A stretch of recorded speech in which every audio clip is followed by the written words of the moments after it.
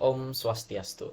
Assalamualaikum warahmatullahi wabarakatuh. Shalom, namo buddhaya, salam kebajikan untuk kita semua dan salam sehat juga untuk kita semua. Sebelumnya, perkenalkan nama saya Asa Fitra Leva, perwakilan dari SGDA 8. Di sini kami akan mempresentasikan student project kita yang berjudul Donovanosis atau Granuloma inguinal. Selamat menyaksikan. Baik, untuk latar belakang dari kajian kami adalah donovanosis atau granuloma inguinale adalah penyakit menular seksual yang jarang dibahas namun memiliki dampak signifikan pada kesehatan masyarakat di wilayah tropis dan subtropis. Donovanosis dapat menimbulkan komplikasi serius seperti jaringan parut, penyumbatan pembuluh limfa, dan dalam infeksi jangka panjangnya berisiko menyebabkan kanker alat kelamin.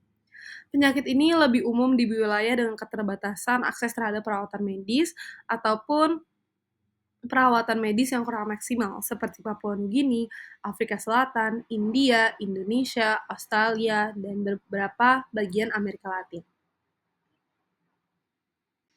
Meskipun Donovanosis tidak seberat HIV ataupun sifilis, kesulitan diagnosis dan rendahnya pelaporan seringkali menyebabkan penanganan yang terlambat, sehingga meningkatkan resiko komplikasi dan penyebaran lebih lanjut. Dalam konteks global, diperlukan pemahaman lebih baik mengenai pencegahan, diagnosis dini, dan pengobatan donovanosis untuk menanggulangi dampaknya. Meskipun Baik, perkenalkan nama saya Amanda Supriyatna Putri dengan 3 digit NIM terakhir 125. Di sini saya akan menjelaskan rumusan masalah, tujuan penulisan, dan juga manfaat penulisan. Yang pertama ada rumusan masalah, yaitu apa definisi donovanosis, bagaimana epidemiologi dari donovanosis, bagaimana mekanisme patofisiologi dari donovanosis, apa saja manifestasi klinis dari donovanosis, bagaimana cara evaluasi atau diagnosis dari donovanosis, dan juga apa saja cara pencegahan dan juga penanganan dari donovanosis. Setelah itu ada tujuan penulisan yang dibagi menjadi dua, yaitu tujuan umum dan juga tujuan khusus. Tujuan umum yang ingin dicapai dari penulisan ini adalah untuk mengembangkan pengetahuan lebih dalam terkait donovanosis. Dan untuk tujuan khususnya, mengetahui definisi, epidemiologi, mekanisme patofisiologi, manifestasi klinis, evaluasi atau diagnosis, pencegahan dan juga penanganan dari donovanosis. Sekian dari saya, dilanjutkan oleh rekan saya. Dilanjut dari slide sebelumnya, yaitu ada manfaat penulisan, dibagi menjadi dua, yaitu manfaat teoritis dan juga manfaat praktis. Untuk manfaat teoritisnya, yaitu penulisan ini diharapkan dapat memberikan informasi ilmiah mengenai donovanosis atau granuloma inguinale. Dan untuk manfaat praktisnya, bagi penulis, tulisan ini dapat memberikan kontribusi penting terhadap pengetahuan ilmiah dalam bidang donovanosis. Penulisan ini juga dapat melatih penulis untuk menganalisis dampak yang ditimbulkan dari donovanosis dan melatih kemampuan literasi penulis dalam mencari sumber-sumber penting yang linear dengan topik yang dibahas. Untuk manfaat bagi pembaca, yaitu penulisan ini dapat meningkatkan kesadaran pembaca tentang pentingnya mengetahui donovanosis, dan penulisan ini juga bisa dijadikan sumber pengetahuan atau referensi penelitian terkait donovanosis. Sekian dari saya, dilanjutkan ke rekan saya. Perkenalkan dokter, nama saya Sasha dengan 3 digit NIM terakhir 175. Donovanosis atau yang dikenal sebagai granuloma inguinale merupakan infeksi bakteri kronis dan juga progresif yang terjadi pada daerah genital dan perigenital. Penyakit ini seringkali terkait dengan penularan seksual dan memiliki infektivitas yang rendah. Agen penyebab dari donovanosis adalah Klebsiella granulomatis, yang merupakan bakteri gram negatif berbentuk Lactobacillus yang bersifat fakultatif aerob, intraseluler dan juga terenkapsulasi. Awalnya bakteri ini dinamakan Calimactobacterium granulomatis, tetapi setelah penelitian lebih lanjut, ditemukan kesamaan struktural dan histologis dengan spesies Klebsiella lainnya. Lesi donovanosis ditandai oleh kehadiran tubuh donovan yang dapat diwarnai dengan relatif mudah menggunakan pewarnaan Giemsa, Leishman, ataupun Reich. Transformasi ganas pada lesi ini terjadi sangat jarang, biasanya terlihat pada ulcerasi jangka panjang. Baik, sebelumnya perkenalkan, saya Bianca Sartohari dengan 3 digit terakhir NIM saya 093. Di sini saya akan menjelaskan epidemiologi. Granuloma inguinale atau donovanosis termasuk salah satu penyakit yang paling jarang terjadi di antara penyakit menular seksual lainnya, khususnya penyakit ulkus genital. Populasi dengan status ekonomi rendah, kebersihan pribadi yang buruk, dan aktif secara seksual lebih cenderung untuk mengalami penyakit ini. Untuk usia, biasanya berkisar pada umur 20-40 tahun dengan rasio jumlah laki-laki dan perempuan yang sama. Secara umum, granuloma inguinale lebih banyak ditemukan di wilayah yang memiliki iklim tropis dan juga subtropis, seperti Papua Nugini, India Selatan, Asia Tenggara, Brasil, Indonesia, Argentina, dan juga Karibia. Sekian yang bisa saya sampaikan. Dilanjutkan oleh rekan saya. Baik, terima kasih atas kesempatannya. Perkenalkan saya Justin Marvel Nataswin dengan 3 digit terakhir 220. Di sini sekarang saya akan menjelaskan mengenai patofisiologi. Patofisiologi donovanosis itu akan dimulai dengan adanya luka atau kerusakan pada kulit atau jaringan mukosa. Kerusakan ini akan dapat disebabkan oleh trauma ringan yang biasanya paling umum merupakan trauma yang terjadi saat berhubungan seksual. Luka tersebut akan menciptakan lingkungan yang optimal untuk perkembangan bakteri Klebsiella granulomatis yang kemudian akan memunculkan manifestasi awal yaitu munculnya papula indurasi yang tidak nyeri yang kemudian berkembang secara bertahap menjadi ulkus yang tidak teratur dan berbentuk serpiginosa dan progresif. Kemudian ulkus tersebut akan bersifat granulomatosa yang ditandai dengan warna kemerahan, permukaan yang tampak seperti daging, tidak nyeri dan mudah berdarah saat disentuh. Lesi ini sering disertai dengan infeksi sekunder yang dapat memperparah kondisi. Apabila tidak diobati, ulkus dapat berkembang menjadi lesi yang ciuman, lesi multiple, serta ulkus yang semakin luas dan progresif. Hal ini dapat menyebabkan komplikasi berupa jaringan parut, depigmentasi, dan deformitas jaringan yang signifikan. Pada kasus lanjut, donovanosis juga dapat menyebabkan obstruksi pada saluran anogenital atau pembentukan fistula serta peningkatan risiko terjadi superinfeksi oleh patogen lain. Sekian dari saya, terima kasih. Baik, kemudian saya izin melanjutkan untuk manifestasi klinis. Untuk manifestasi klinis sendiri, beberapa studi menunjukkan masa inkubasi berkisar antara 2 minggu hingga 1 bulan, sementara yang lain mencatat antara 42 hari hingga 50 hari. Eksperimen pada manusia menghasilkan lesi setelah 21 hari. Infeksi ini mempengaruhi alat kelamin pada 90% kasus dan area imunal pada 10%, dengan keterlibatan ekstragenital pada sekitar 6% kasus. Kemudian pada pria, lesi sering muncul di alur koroner darah, balance prepusial, dan anus. Sementara pada wanita, labia minora, furcula vagina, dan kadang serviks terpengaruh juga. Kemudian lesi awal biasanya berupa nodul atau papula yang berkembang menjadi ulserasi berwarna merah, rapuh, dan tumbuh lambat, tanpa rasa nyeri atau adenopati inguinal. Penyakit ini dapat menyebar secara lokal atau dalam kasus yang jarang, secara visceral melalui aliran darah, dan tergantung pada respon jaringan tubuh terhadap infeksinya sendiri.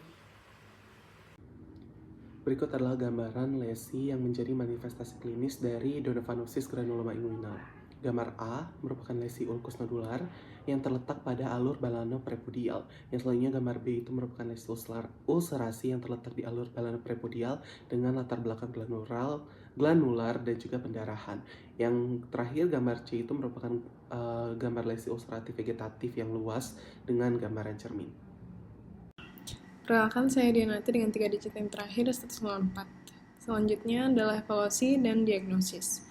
Untuk melakukan evaluasi pada pasien yang dicurigai donovanosis, dapat dilakukan pemeriksaan fisik pada area genital dan juga inguinal untuk mengidentifikasi adanya ulkus khas donovanosis yang berwarna merah cerah seperti daging, memiliki tepi yang jelas dan sedikit meninggi, dan seringkali tidak terasa nyeri serta mudah berdarah.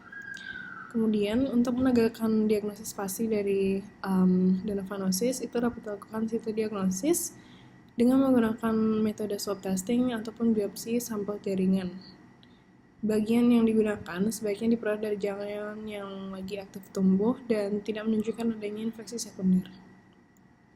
Untuk pewarnaannya dapat dilakukan metode GIEMSA dan didapatkan bahwa ciri khas donovanosis adalah ditemukannya donovan bodies dalam sel darah putih.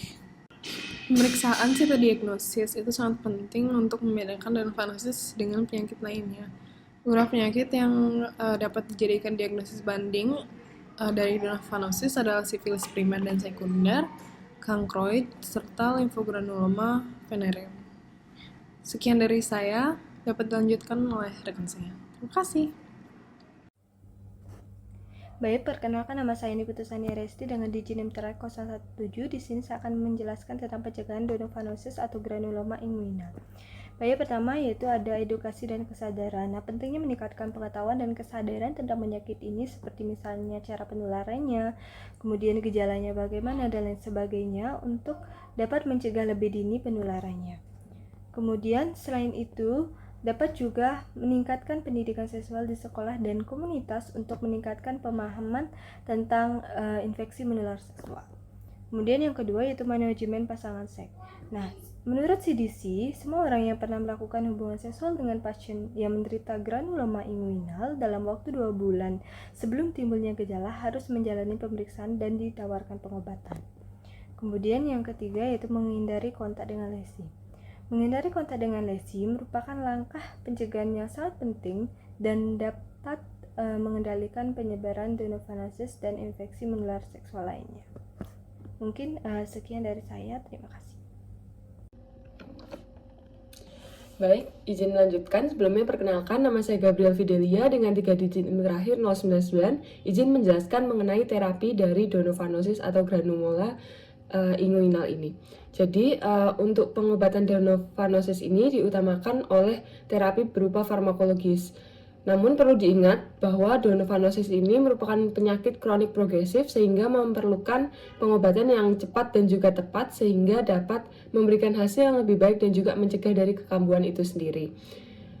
Nah, jika donofanosis ini tidak diobati, dapat memicu transformasi kerusakan jaringan. Lalu, untuk pengobatan farmakologis lini pertama, menurut CDC disarankan untuk menggunakan azitromycin dengan dosis awal 1 gram dan dosis lanjutan 500 mg setiap hari. Lalu, untuk alternatif pengobatan farmakologis berikutnya adalah jika pasien lambat merespon azitromycin, dapat diberikan terapi gentamicin sebesar 500 mg setiap 8 jam. Dan untuk ibu hamil cenderung diberikan eritromycin karena lebih aman. Adapun alternatif pengobatan lainnya meliputi contohnya ada doxycycline 100 mg 2 kali sehari, ciprofloxacin 750 mg 2 kali sehari, eritromycin 500 mg 4 kali sehari, dan juga trimetoprim 2 kali sehari. Mungkin sekian dari saya, terima kasih. Baik, perkenalkan nama saya Putri Pranyandi dengan 3 digit NIM terakhir yaitu 067. Jadi di sini saya akan menjelaskan bagian bab 3 penutup yaitu bagian kesimpulan. Jadi donofanosis atau kerap dikenal dengan granuloma inguinale merupakan infeksi menular seksual yang disebabkan oleh bakteri Klebsiella granulomatis. Nah, infeksi ini menyerang area genital dan sekitarnya sehingga menyebabkan luka atau ulkus yang khas. Masa inkubasi dari infeksi donofanosis yaitu selama 21 hari, di mana pada awalnya lesi yang terbentuk itu dapat berupa nodul atau papula yang selanjutnya berkembang menjadi ulserasi berwarna merah tanpa rasa nyeri serta pertumbuhan lesinya lambat. Nah, beberapa pencegahan dapat dilakukan agar terhindar dari infeksi donofanosis sendiri, seperti meningkatkan pengetahuan tentang infeksi menular seksual, kemudian melakukan manajemen pasangan seksual yang baik, kemudian menghindari kontak dengan lesi. Selain pencegahan, penanganan juga diperlukan apabila kita terkena infeksi menular seksual. Pengobatan pilihan untuk infeksi ini yaitu ada azitromycin, gentamicin, eritromycin pada ibu hamil, kemudian ada doxycycline, ciprofloxacin, dan sulfametocazole. Sebagai penutup, kami berharap presentasi ini dapat memberikan wawasan yang lebih mendalam dan bermanfaat mengenai topik yang telah disampaikan, yaitu tentang donofanosis ataupun granuloma inguinal. Semoga informasi yang telah dibahas dapat diterapkan dalam praktek sehari-hari maupun menjadi dasar pemikiran yang lebih luas untuk kedepannya. Terima kasih atas perhatiannya dan partisipasinya selama menonton video ini. Terima kasih banyak.